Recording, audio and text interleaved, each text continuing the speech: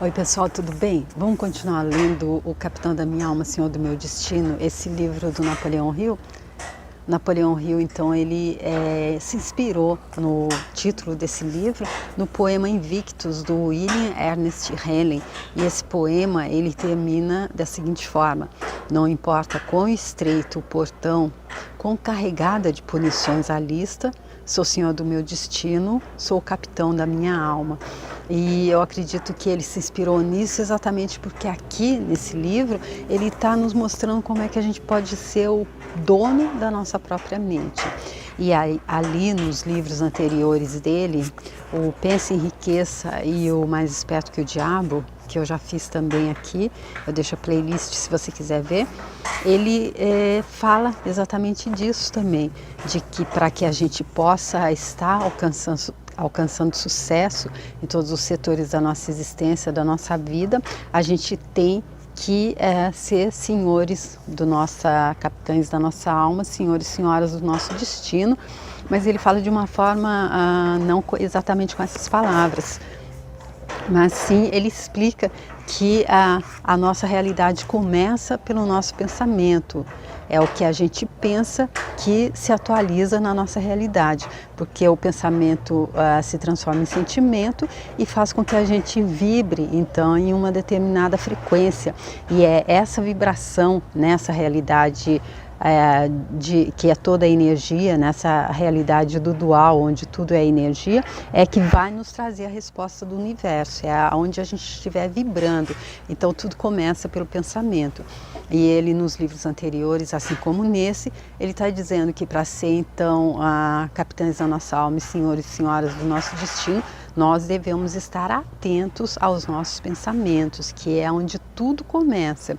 E normalmente os nossos pensamentos, eles vêm daquilo que a gente acredita, das nossas crenças.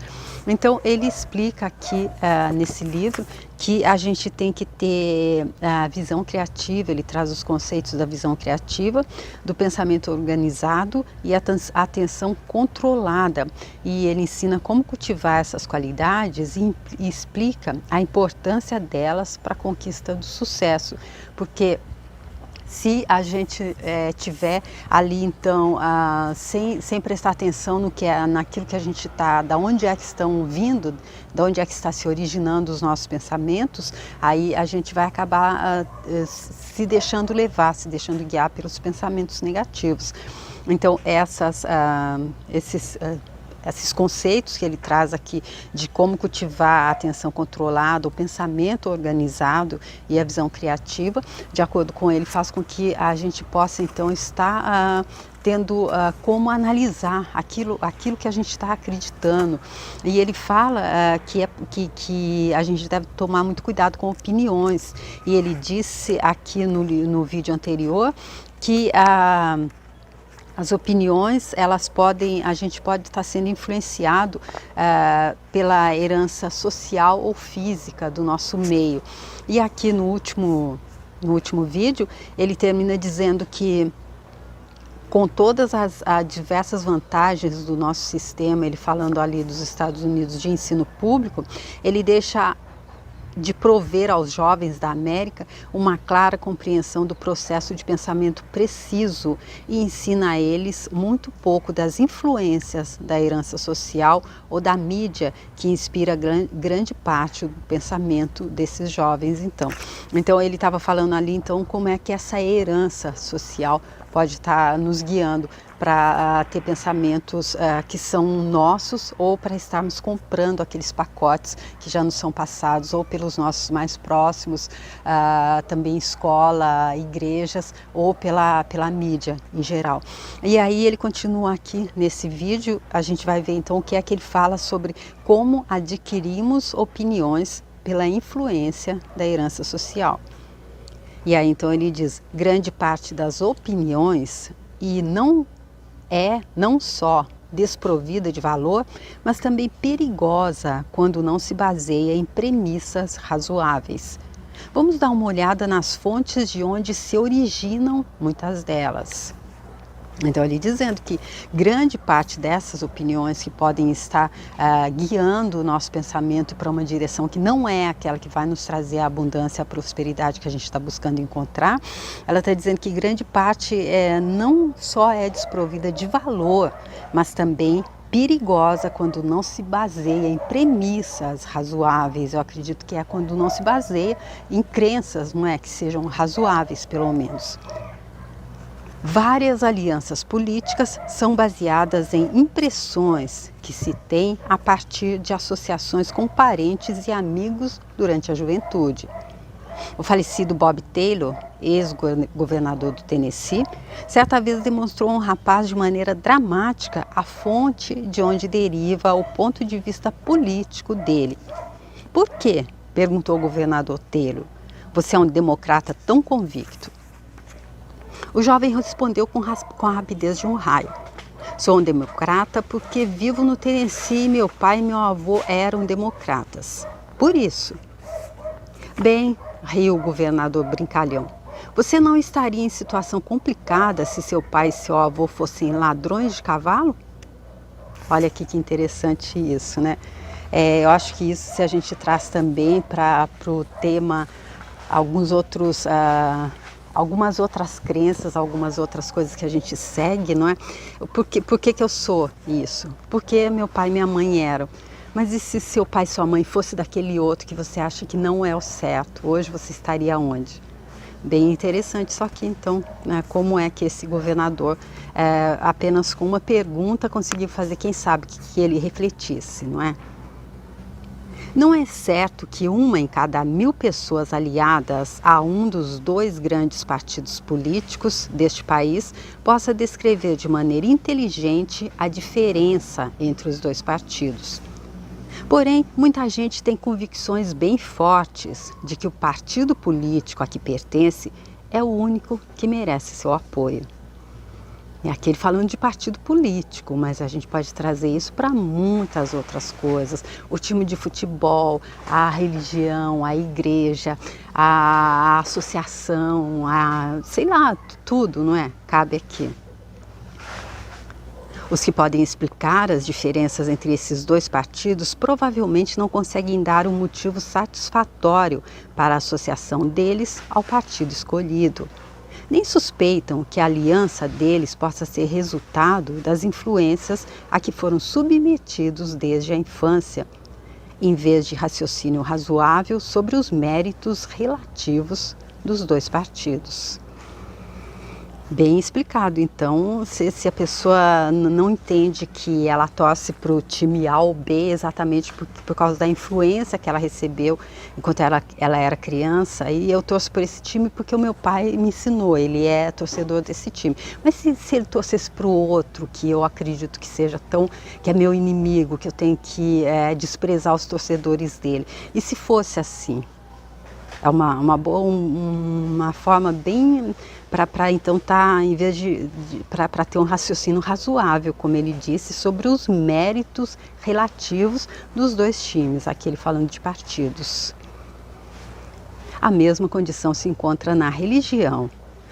Suspeitamos de que haja apenas alguns poucos membros de igrejas de qualquer denominação que possam definir claramente a diferença entre as várias denominações religiosas dos Estados Unidos, e talvez não seja um grande exagero dizer que a maioria dos indivíduos que pertencem a igrejas não consegue descrever com precisão os principais preceitos religiosos da própria igreja, muito menos os de outras igrejas.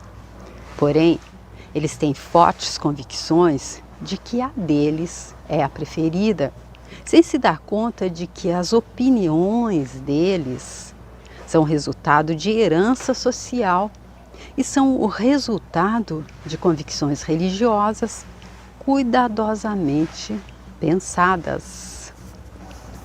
Que então ele trazendo para a religião e trazendo essa grande realidade, que se eu estou na minha religião, ela é a melhor, mas eu não penso que, como é que eu entrei para ela, não foi pela Então, por todas as influências que eu recebi daqueles que vieram antes, e se eles estivessem na outra, que eu acho que é tão negativa, que eu acho que não é boa. E aí, então, é o resultado, ele diz, essas opiniões que a gente toma como nossas, como o exemplo que a professora Lucilena dá do ovo do cuco, que o cuco é aquele passarinho que não quer chocar o próprio ovo, mas também ele não quer que se extinga a espécie. Então ele trata de colocar o ovo no ninho do outro. E se a gente for dizer para o outro depois que aquele passarinhão lá, ou que eu vi na internet era assim, uma espécie bem menor, que eram os pais, e um filhote grandão, que aquele lá não era dele, será que ele aceita? Ou será que ele briga, que ele vai bater, que ele vai em cima e vai defender com garras e unhas aquele lá porque é dele? Então é isso, é como a gente está chocando o ovo de cuco quando a gente não entende isso que ele está explicando aqui, que as influências às quais nós somos expostos logo no início é que dirigem a gente. E aí depois o certo, como ele está dizendo aqui, seria como ele diz também ali no livro Mais Esperto que o Diabo, a gente aprender a pensar por nós mesmos, não é? Se essa influência realmente a gente pensa por nós mesmos, a gente põe ali na balança, vê realmente aquela outra é tão ruim assim. E aí, se é realmente, aí a gente continua, mas eu acredito que vale a pena, pelo menos, pensar por si próprio, não é? Muitas pessoas formam o hábito de acatar as crenças daqueles a quem se associam de forma mais próxima, sem considerar a solidez de suas crenças. O jeito como as pessoas chegam às suas crenças foi habilmente definido em 4 versos por Alexandre Pope, que descreveu como alguém desenvolve tendências criminosas, a saber, o vício é um monstro de aparência tão pavorosa que para ser odiado não precisa ser visto, mas visto com muita frequência, familiarizados com seu rosto, primeiro suportamos, depois nos apiedamos, depois o acatamos. Olha que inteligente, então, aqui, como é que a gente desenvolve tendências, de acordo com ele, tendências criminosas. Aí, então, fazendo aqui, o vício é um monstro de aparência tão pavorosa, a gente não quer nem chegar perto. Aí a gente primeiro odeia, sem mesmo ver. Depois, quando a gente começa a vê-lo com mais frequência, a gente se familiariza com esse rosto monstruoso. Depois a gente suporta. E depois a gente se apieda, e depois aceitamos. E como diz o Og Mandino no livro Universidade do Sucesso, o vício, ele primeiro a gente cria, primeiro a gente aceita, como ele está dizendo aqui, primeiro a gente fomenta e depois a gente se escraviza a ele. E isso vale para qualquer ideia que acatamos. De início podemos não aceitar, mas a associação próxima com ela, aos poucos, nos influencia a suportá-la, depois a aceitá-la como nossa, frequentemente esquecendo a verdadeira fonte de origem. Então ele trazendo tudo isso para aquelas ideias que a gente aceita como sendo nossos, para aqueles ovos de cuco que a gente está chocando. A mente absorve qualquer ideia a qual seja submetida repetidamente, seja essa ideia razoável ou não, certa ou errada. E criminologistas experientes nos dizem que quase todos os jovens que desenvolvem maus hábitos foram expostos por associação próxima a outros jovens ou adultos que deram exemplo. Então, aquele dizendo, a mente absorve qualquer ideia a qual seja submetida. E ali no livro Mais Esperto que o Diabo, ele fala exatamente da lei do ritmo hipnótico, aquilo, a ideia a qual a gente submete a mente, que a gente foca nela, que a gente fica ali repetindo repetitivamente, é aquilo que vai se tornar realidade, é aquilo que vai ser fisicalizado, atualizado na nossa realidade, a partir dos nossos pensamentos, a partir daquilo que a gente está colocando na nossa mente e ficando exposto a ela. E aqui ele dando esse exemplo, que criminologistas dizem que quase todos os jovens que desenvolvem maus hábitos é porque foram expostos a eles por associação a outros jovens ou adultos que deram exemplo. O hábito de beber, por exemplo, tornou-se popular durante a época da proibição, quando beber às escondidas atrás de uma porta fechada era considerado um ato de esperteza. Pessoas que nunca consumiam bebida alcoólica antes dos dias de proibição desenvolveram o hábito porque todo mundo fazia aquilo. Então, aqui ele dizendo como é que também o que é proibido se torna mais ainda, mais ainda próximo a ser conquistado, se torna ainda como se fosse um desafio que a gente deve conquistar, não é? Isso deve ser bem próprio do ser humano mesmo, que o que ele diz, se a gente conseguir fazer uma coisa que é proibida, então a gente vai ser considerado um ato de esperteza. E afinal de contas, todo mundo fazia. Quando todo mundo faz, a tendência é que a gente faça também, não é? De maneira semelhante, o hábito de fumar tornou-se o passatempo nacional para jovens e adultos. Nunca soubemos de alguém que tenha adquirido o hábito sem antes ter que desenvolver o gosto pelos cigarros, o que mostra com clareza que o hábito não é resultado de um gosto natural por cigarros, mas da tendência comum que as pessoas têm de imitar coisas que veem os outros fazendo. E isso se aplica tanto ao pensamento quanto a outros hábitos.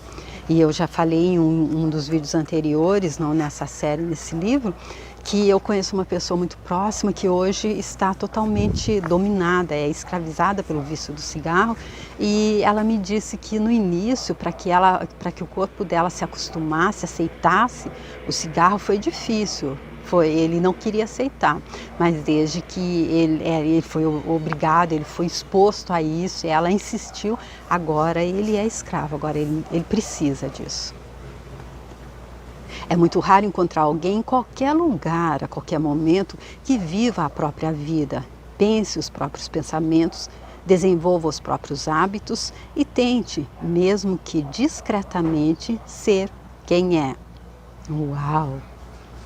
E ele disse aqui sempre que esse segundo capítulo ele era de extrema importância para entender tudo que ele está falando aqui sobre essa filosofia de sucesso. E ele disse que a gente devia estar relendo, que talvez não fosse a primeira vez, a primeira leitura que a gente fosse assimilar tudo e conseguir colocar em prática.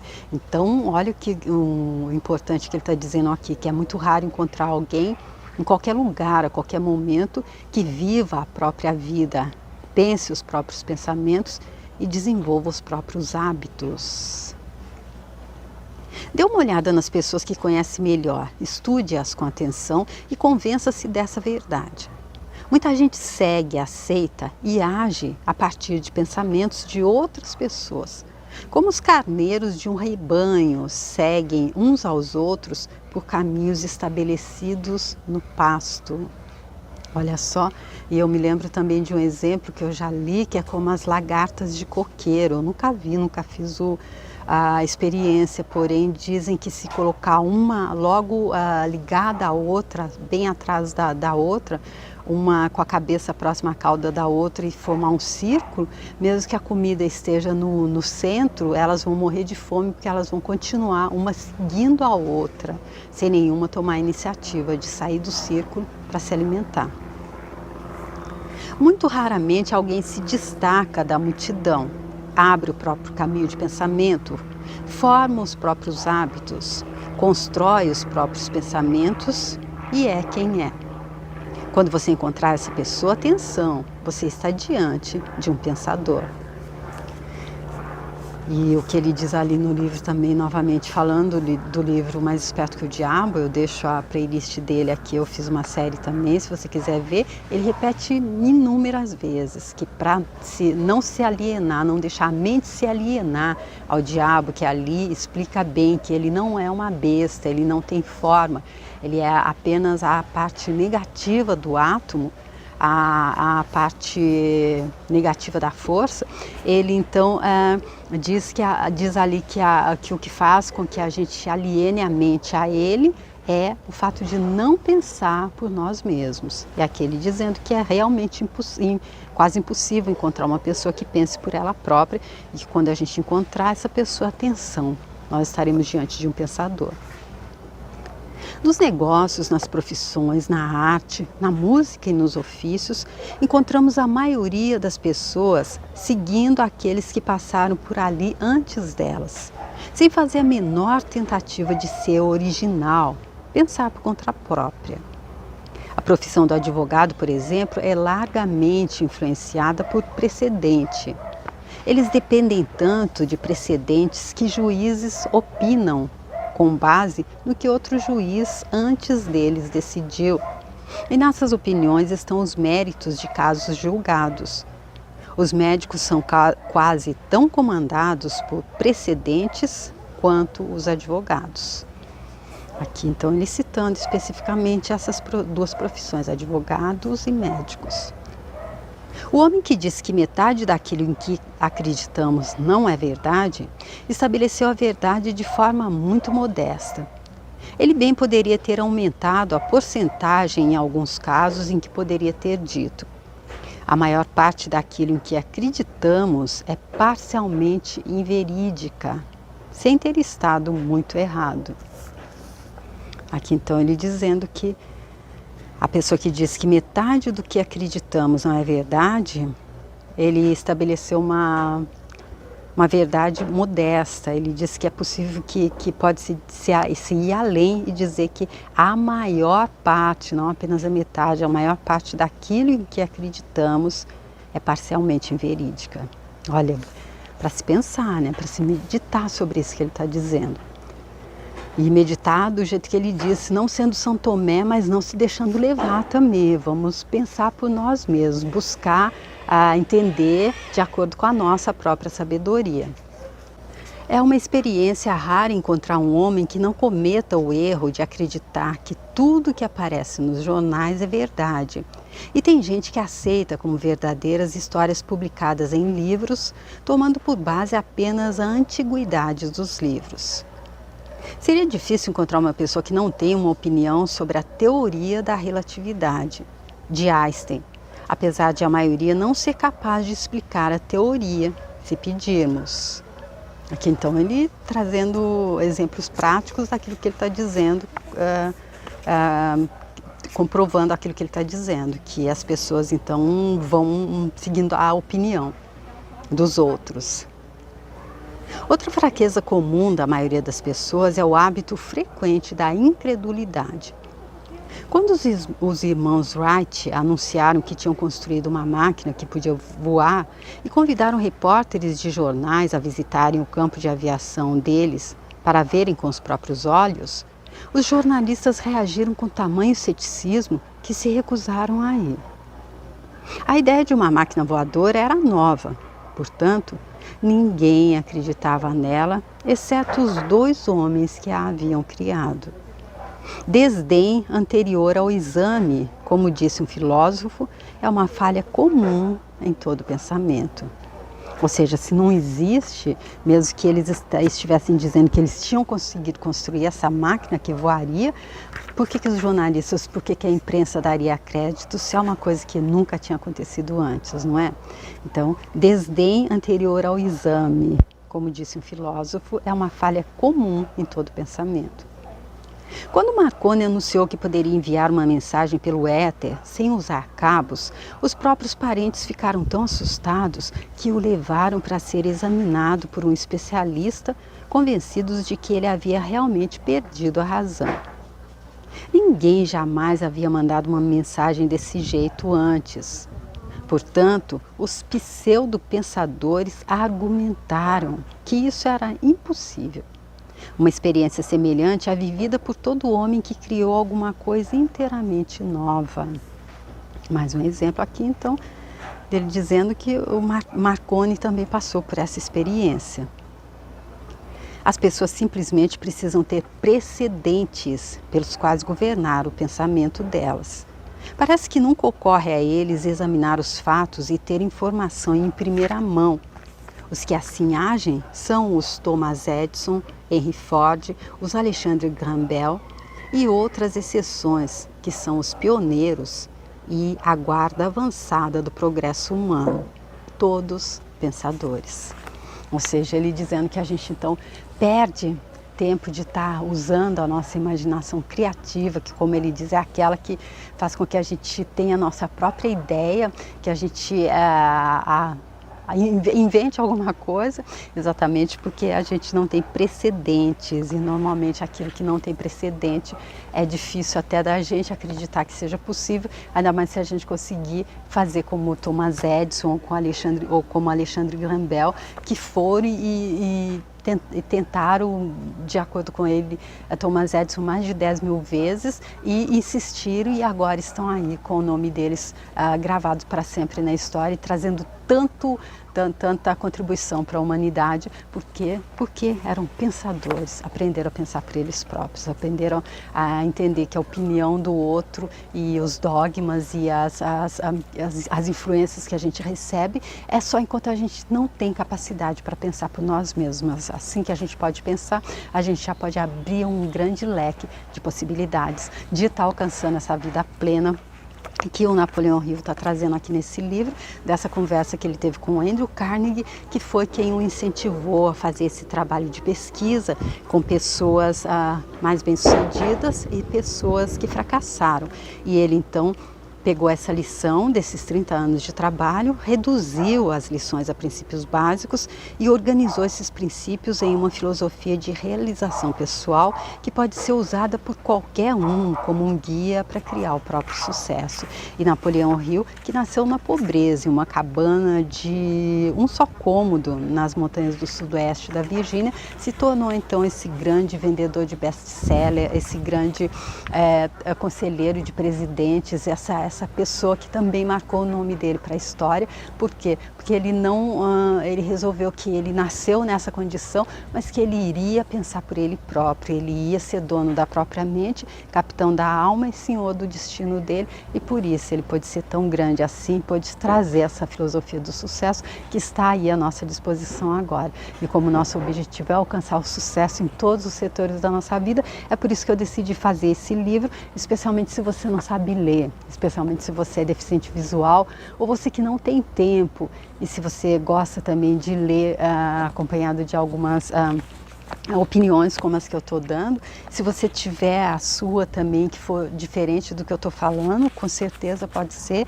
Se você quiser me mandar uma mensagem ou qualquer outra mensagem que você quiser me mandar, você que quiser compartilhar o vídeo ou você que quiser deixar a sua curtida, eu vou ficar super feliz. Tenho outros vídeos lá no canal, se você quiser se inscrever também, tá bom? E eu espero contar com você para que a gente continue esse, então, que é o segundo capítulo, que é o pensamento organizado desse livro, então, do Napoleão Hill, com uma conversa com Andrew Carnegie, que é o capitão da minha alma, senhor do meu destino. Eu espero contar com você para dar continuidade a esse livro, tá bom? Muito obrigada, tchau!